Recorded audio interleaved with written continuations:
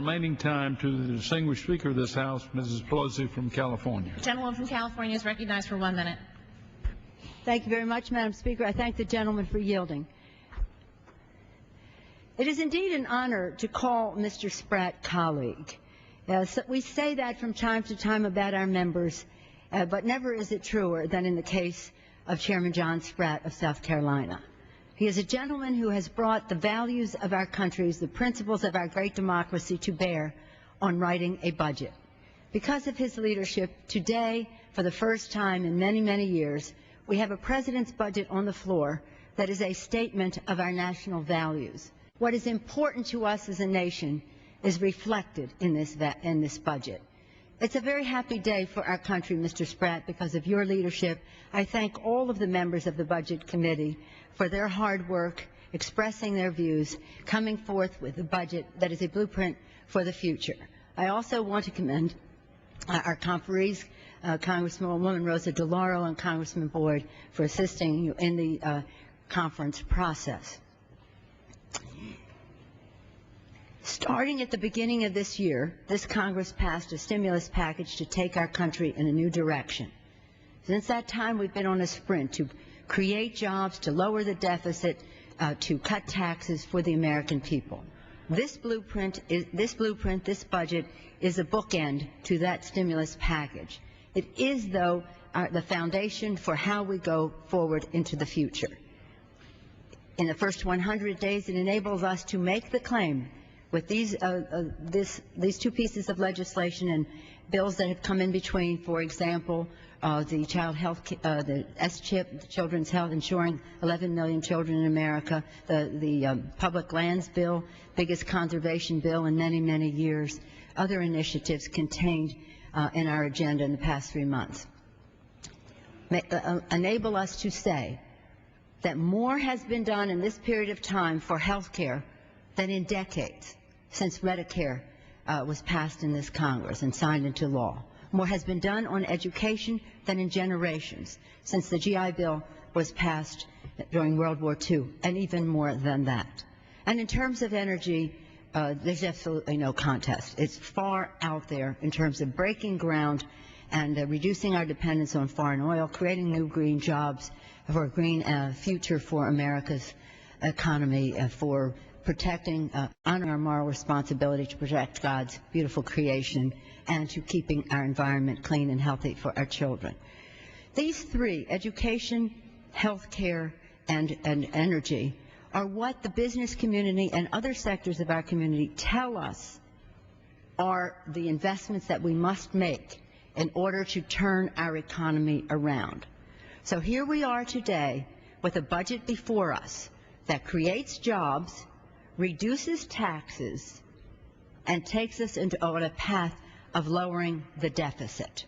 It does so in the most transparent way of any budget in our country's history, and certainly in this Congress's history. And as it does so, as I say, it focuses on those three pillars of the Obama agenda: education, health care, and energy. In terms of energy, in this first 100 days, an article in Fortune magazine of April 29th states that this is the greenest budget ever. Obama's $3.55 trillion budget proposal is a 1-2 punch for clean tech. It boosts funding for renewables while slashing tax breaks for fossil fuels. Obama's wish list, now this is another organization called Climate Progress. Climate Progress calls the Obama wish list the first sustainable budget in U.S. history. It includes $15 billion per year for clean tech over a decade, as weather, and it goes on.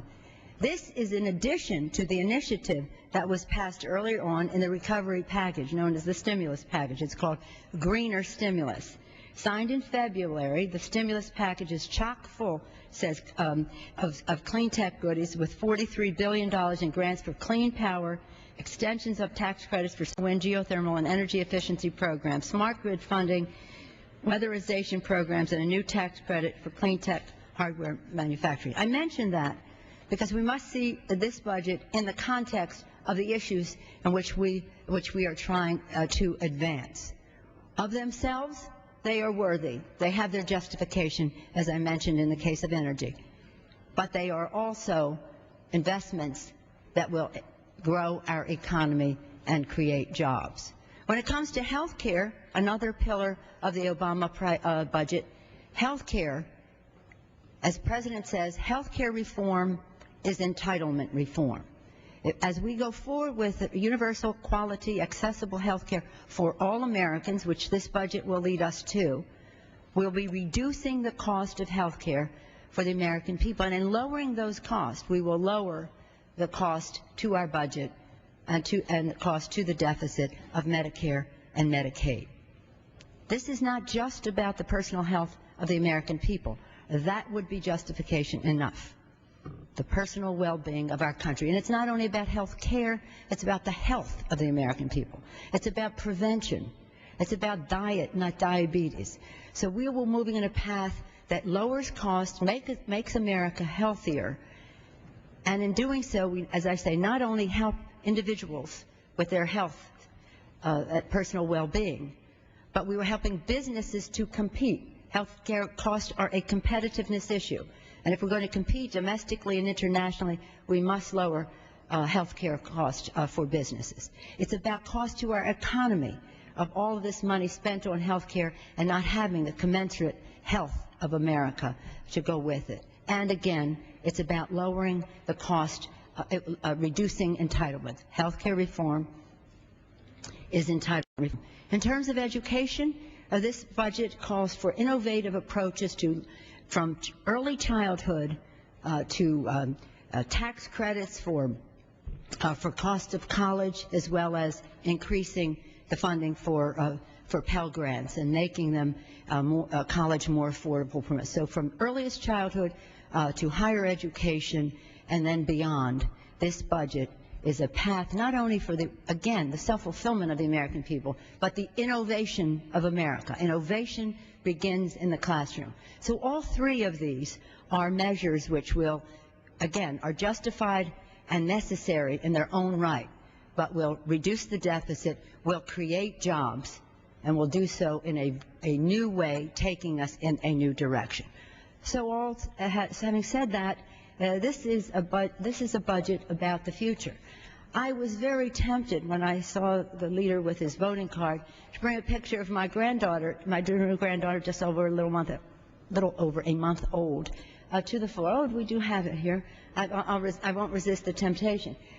For two reasons. First of all, I can't take my eyes off of her. And second of all, this is what our commitment is about. It's our commitment to the future, to these children. As we go forward, we must take the country in a new direction, and in doing so, reduce the deficit. We are not here to heap mountains of debt on our children and our grandchildren. That is what was done in the last years in the Bush administration. This budget calls a halt to that and says no more debt. We're going in the opposite direction. We're reducing the deficit as we create good-paying jobs in our economy, as we cut taxes for the middle class in our country. This is a magnificent blueprint for the future. And again, I salute Chairman Spratt for his extraordinary leadership in bringing it to the floor today, and urge all of my colleagues to vote yes for a new direction for our country, and yield back the balance of my time. Gentlewoman yields back her time. Without objection, the previous question is ordered. The question is